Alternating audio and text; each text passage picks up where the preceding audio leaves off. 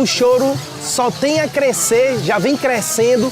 Em qualquer lugar do mundo, hoje em dia, a gente pode encontrar clubes do choro e festivais. É um orgulho para nós brasileiros ter o choro como essa referência para o mundo.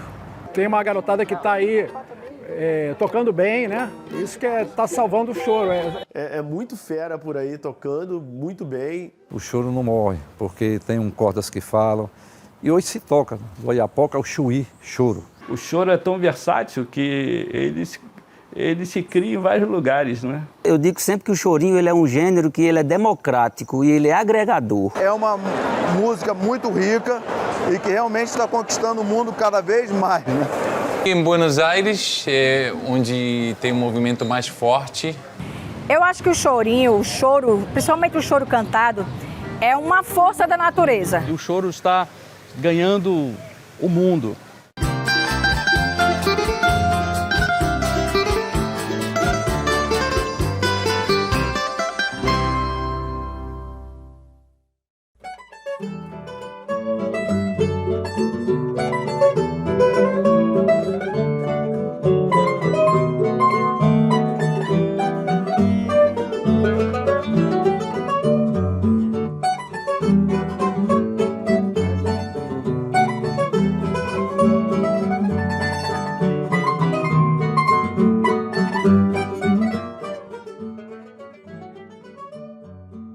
Nosso Brasileirinho surgiu através de uma ideia minha, quando o Miguel Ângelo de Azevedo, o Nirez, grande pesquisador aqui do Ceará, ainda trabalhava aqui. Ele tinha um acervo fantástico e então eu falei com a então diretora da época, professora Ivonete Maia, sobre a possibilidade de se produzir um programa sobre o choro aqui na Rádio Universitária também. Então, ela de imediato aceitou a ideia. Quando eu falei que era o Nirez, aí carimbou total, né?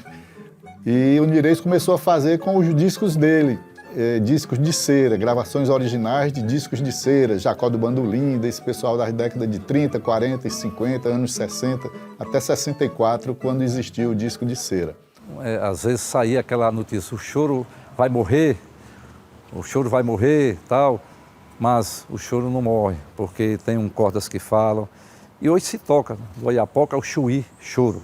Tem lá no Pará, o Rio, São Paulo, que é o berço, né? O Rio de Janeiro, Brasília, que se desenvolveu muito. O pessoal de Brasília hoje, a praia deles é tocar. E eu frequento muito, eu ando muito, tenho muita amizade com grandes músicos e tal.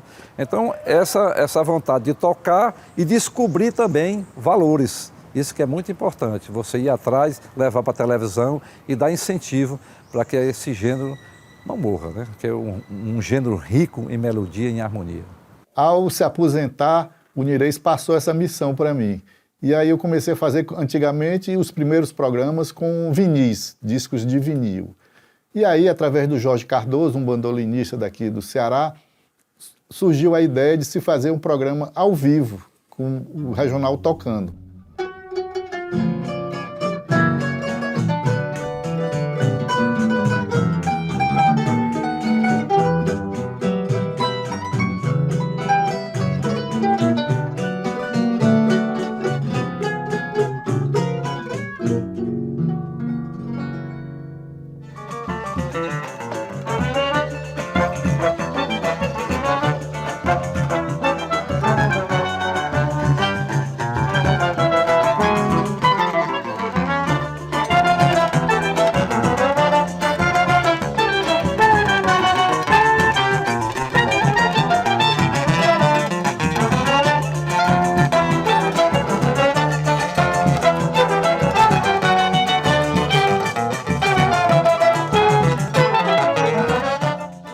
Voltei de uma turnê na Europa, onde eu lancei o álbum Samuel Rocha Bordando 7, um álbum 100% autoral, onde eu tive a felicidade de tocar no Festival do Clube de Choro de Paris, na Casa de Choro de Toulouse, em Colônia, na Alemanha, em Estrasburgo.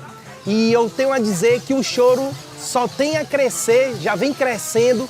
Em qualquer lugar do mundo, hoje em dia, a gente pode encontrar clubes do choro e festivais. E é um motivo de muita honra estar lançando um trabalho 100% autoral, com sotaque nordestino na Europa. Esse movimento pelo mundo, na Europa, sobretudo, só vem crescendo e que está aberto não só para o choro, mas o choro nordestino, cearense, desbravar e mostrar o seu talento.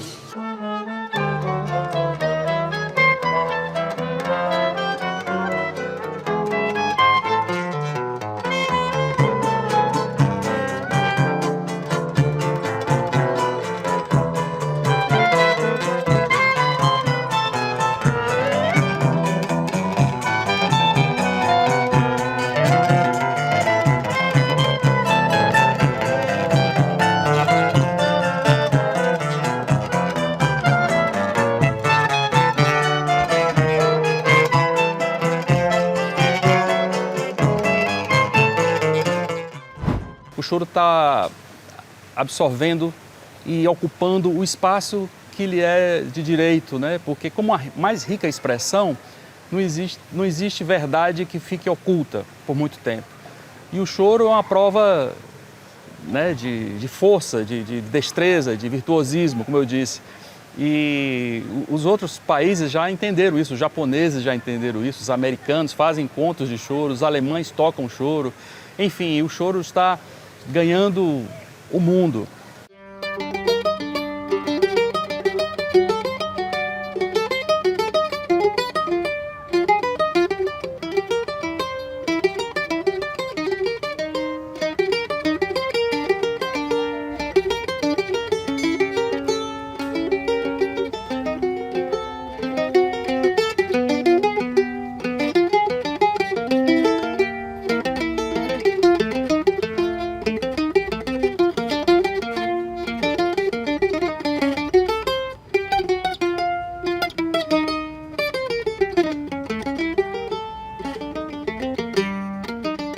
A bolsa de estudos da Embaixada de Itália e me diplomei em bandolim clássico na Itália no período de 2004 e 2008. Então eu vivi por 4 anos na Itália, estudei com o maestro Ugo Orlandi, que é o papa do bandolim na Europa, na música de concerto, um músico admirável, um maestro incrível, um pesquisador, um musicólogo fantástico. Eu tive a honra de tocar na orquestra Città di Brescia, da cidade de Brescia, de bandolim e violões. Um repertório que se compunha não só de música para bandolim, música tradicional do bandolim, como também música clássica, Vivaldi, compositores que compuseram para o nosso bandolim, como Vivaldi, como Beethoven, como Mozart e tantos outros. E também choro, eles tocaram choro comigo, músicas minhas, de minha autoria. Recebi recentemente o arranjo de Minha Terra para a orquestra de bandolins e foi uma grande honra para mim.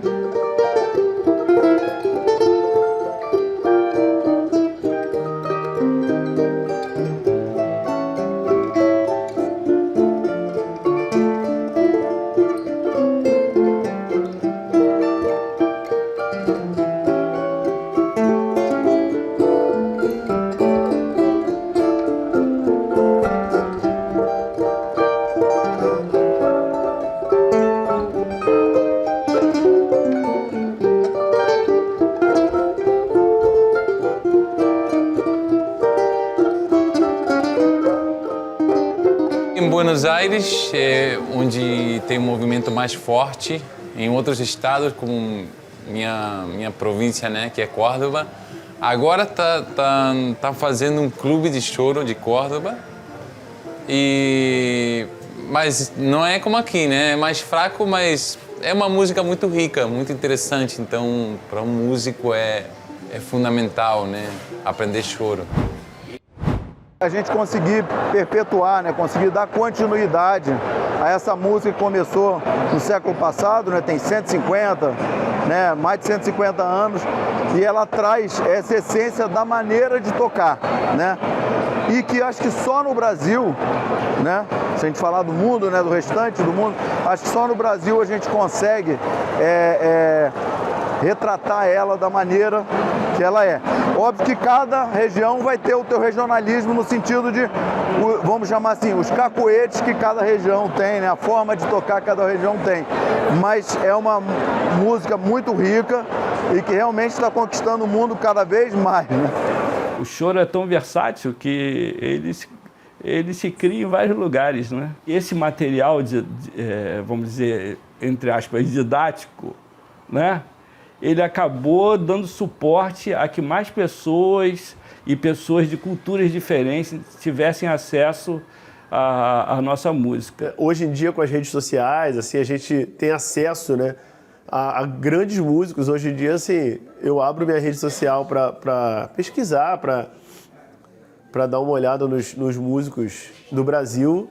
É muito fera por aí, tocando muito bem e fazendo os dois lados bem, fazendo uma coisa mais tradicional, o outro fazendo uma coisa mais moderninha e tal, mas, assim, acho muito legal que o choro está crescendo cada vez mais. Tem muitos chorões de vários países que vêm para cá, interagindo com músicos aqui, de escolas, na universidade, a escola portátil, o Instituto Jacó do Bandolim, né? E que estão levando essa bandeira para frente. Graças a Deus, tem uma garotada que está aí tocando bem, né? Isso que está salvando o choro, é isso, né? Essa coisa, essa influência que não só de dentro, mas vem de fora. Músicos de choros do Japão, da Alemanha, da Europa, dos Estados Unidos. Eu mesmo já ministrei um curso eu fui pela Universidade de Estácio de Sá, na Califórnia, Brasil Summer Camp. Eu dei aula durante 4 anos consecutivos, né? E lá eu consegui converter vários americanos para o choro, né?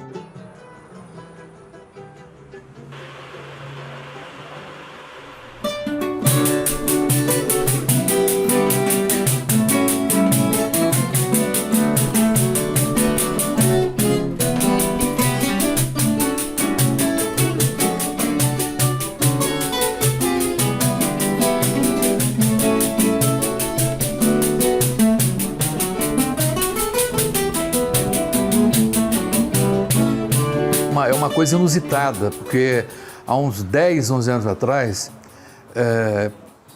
que eu já sou músico há muito tempo, aí eu estava com um pedestal de microfone com problema.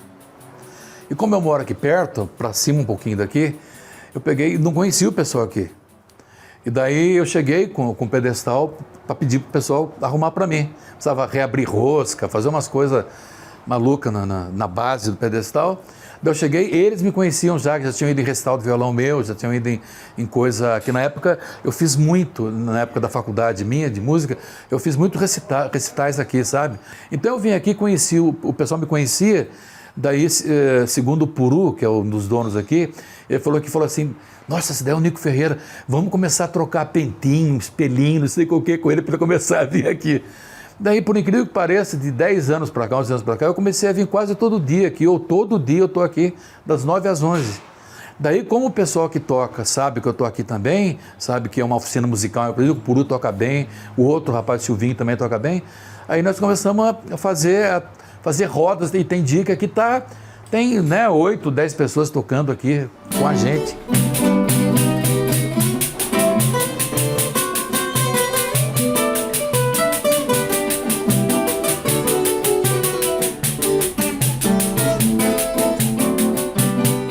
Taubaté é uma cidade, eu acho que é muito boa, eu acho que nesse aspecto, sabe? Meu pai sempre foi um chorão também. Só que meu pai sempre tocou violão 6 cordas, nunca quis migrar para o 7. Pinda também tem grupo, Guaratinguetá também tem grupo de choro lá, Jacareí tem bons músicos, São José tem bons músicos, e tem a moçada que toca com o meu irmão ainda. Eu tenho um irmão que toca muito bem 7 cordas, o Claudinho, que tem uma turma de São José dele que é do ramo de ensaiar, de buscar repertório. A gente aqui não, a gente vai tocando o que vai aparecendo, sabe aquela coisa?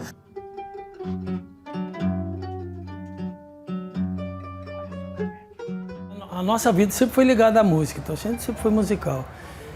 E sempre gostou muito de música. E mais ou menos uns 15 anos atrás eu conheci o Nico Ferreira, começou a frequentar aqui com a gente, trocamos espelhinho com ele para ganhar ele e daí virou café, choro, música popular e o serviço, né? E eu como herdeiro da oficina, que foi fundada em 58, pelo meu pai que gostava de música também, então eu sou herdeiro, eu venho aqui mais para supervisionar, para olhar só o pessoal que trabalha aqui. E eu fico curtindo a música e toco violão também, faço um pouco de choro com eles, alguma coisa.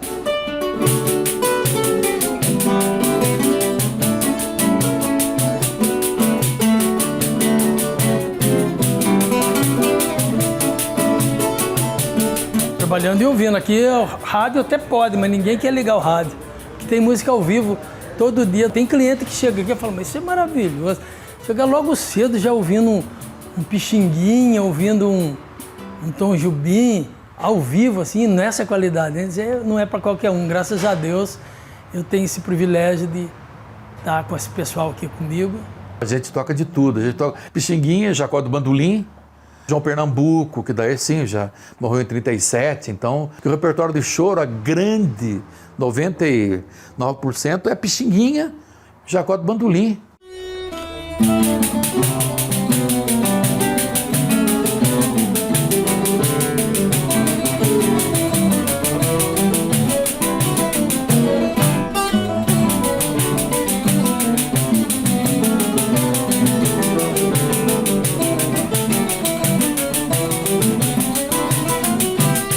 O choro, na minha opinião, é a representação da música brasileira. É a música erudita brasileira, é o choro.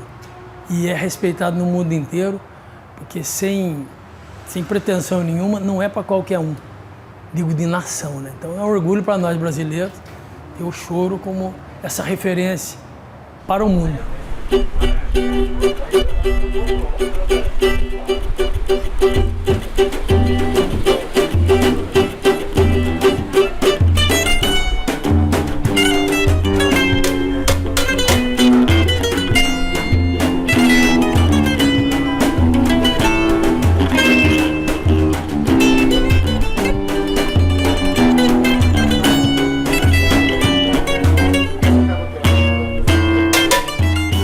O Choro Valdir Azevedo ele surgiu num hiato, onde a velha guarda fazia desde a década de 70 aqui em Taubaté. E aí no começo dos anos 2000 deu uma parada.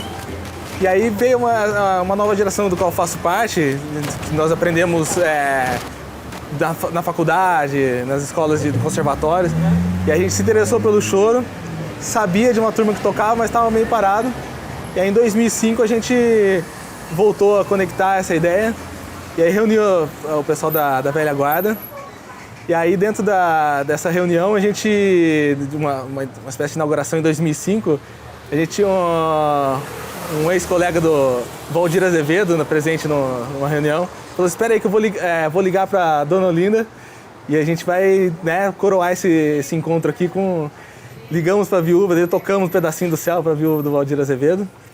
E ela gostou muito e a gente pediu para ela, a gente gostaria de chamar nosso conjunto, nosso grupo, né, que estava se formando, Valdir Azevedo. Então a gente foi batizado ali em 2005 e sempre com esse intuito de reunir a nova geração com a velha guarda do choro. Eu fui criado aqui em Taubaté e voltei a tocar, né? Eu tocava desde os seus 7 anos. E durante muito tempo eu dei uma parada, até que nasceu o Rogério, e ele é que tomou a dianteira aqui, né, que formou o Clube do Choro. E eu fiquei contente com isso e comecei a participar também, até me sentindo mais jovem, né? Essa tradição dos bares, de porta de rua, assim, é muito tempo aqui em Taubaté, e a gente já acostumou no meio da turba, a gente vai se encontrando nos olhares e tal.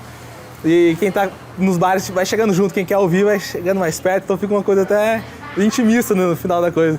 Quem quer curtir tá bem próximo também. Quando a gente abriu o estabelecimento, a gente pensou que a gente queria trabalhar a cultura regional, a cultura popular, que tinha a ver com boteco, com bar. E daí a gente iniciou com esse projeto de ter chorinho aqui, vem dado certo e é um prazer enorme ter os fins de semana música com essa qualidade aqui.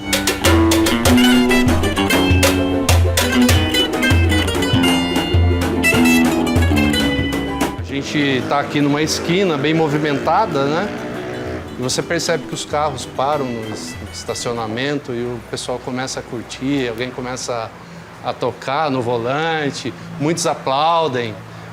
Outros momentos o sinal abre e a pessoa fica olhando o pessoal tocando e não vai, o outro buzina atrás. É bem divertido. E o público que vem no bar adora. Aqui no Vale do Paraíba, Taubaté foi um dos grandes polos, porque desde a época da rádio, a Taubaté tinha suas grandes rádios também municipais aqui, que mantinham conjuntos regionais, faziam festivais de calouros, então formou-se grupos muito consistentes aqui, que manteve essa tradição.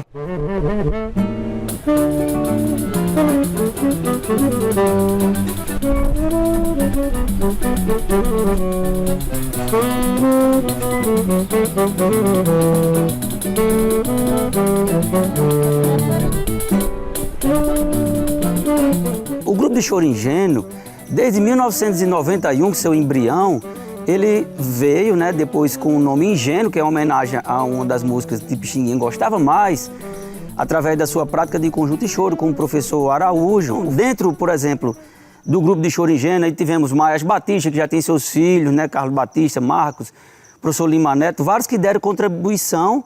E o grupo de choro ingênuo da UERN, hoje em dia, é um dos grupos mais antigos do Brasil, institucionalizado.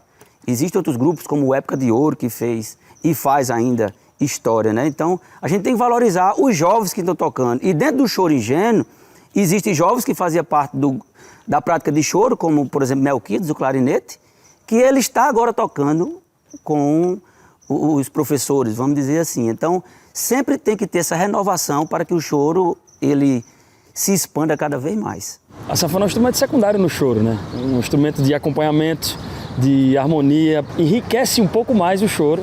E é aquela coisa, dá o toquezinho final, além da harmonização, tem também o balanço que a sanfona dá, né? Eu acho muito interessante essa junção do choro com sanfona, porque dá um balançadozinho diferente do negócio. A gente é acostumada a ouvir o chorinho, a questão instrumental, né? Mas a gente tem a representação maior do choro cantado, inclusive no nosso estado. Ademildo Fonseca, além de uma voz maravilhosa, interpretações únicas, ela é a maior representante do choro cantado. Então, você pega a potência do chorinho que já tem com a questão instrumental e coloca vozes, como foi o exemplo de Ademildo Fonseca, aí você tem de verdade uma magia. O choro cantado, para mim, é uma magia. É uma coisa que entra na gente.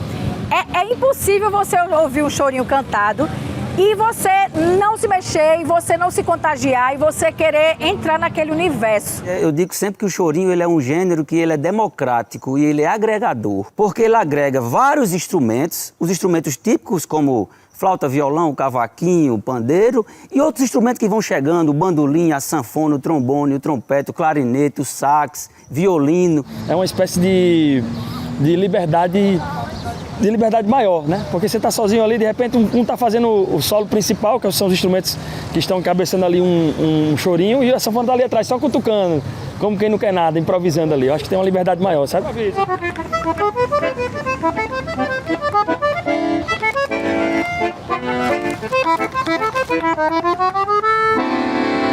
Ô, Janinho diferente.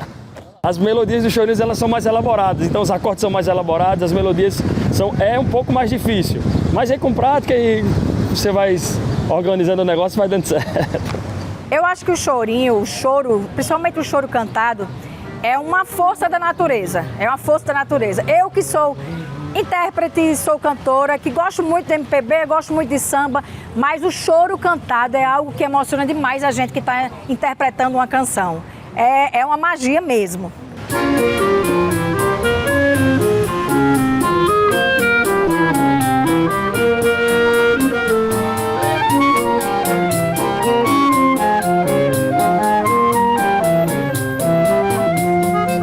Naquele Naquele tempo ainda não muito distante, de tocadas e andanças pelo solo do sertão. Era uma trupe de chorões itinerantes, espalhando a alegria e mantendo a tradição. Eu canto choro, eu fico me achando uma intérprete top.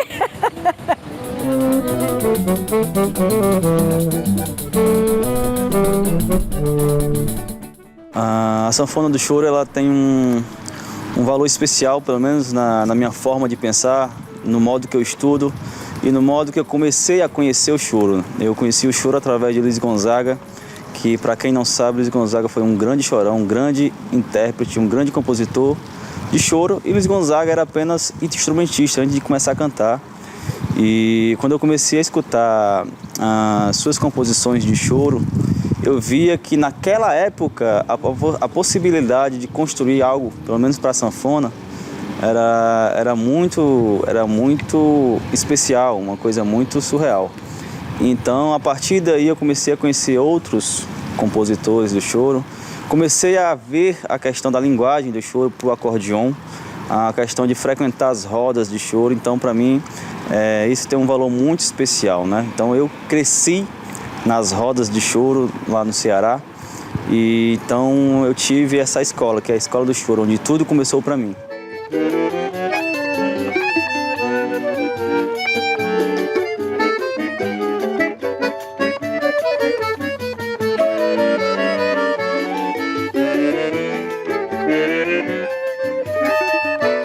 Através de grandes acordeonistas que eu tenho como inspiração no choro, como Orlando Silveira, Maestro Chiquinho, Sivuca, que é um grande chorão, Dominguinhos.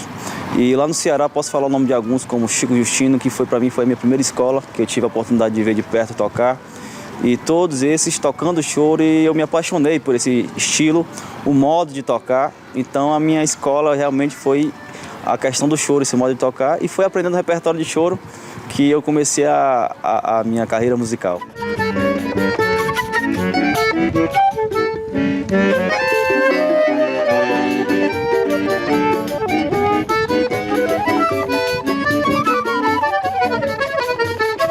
O músico, ele precisa primeiramente escutar bastante o choro, a linguagem, principalmente dos grandes nomes como Jacó, Ernesto Nazaré, Chiquinha Gonzaga, analisar formas que eles tocavam e tentar prestar bastante atenção na questão da linguagem, de como você tocar, que é como tocar o jazz, como tocar o shot, como tocar o forró. Assim tem a linguagem do choro.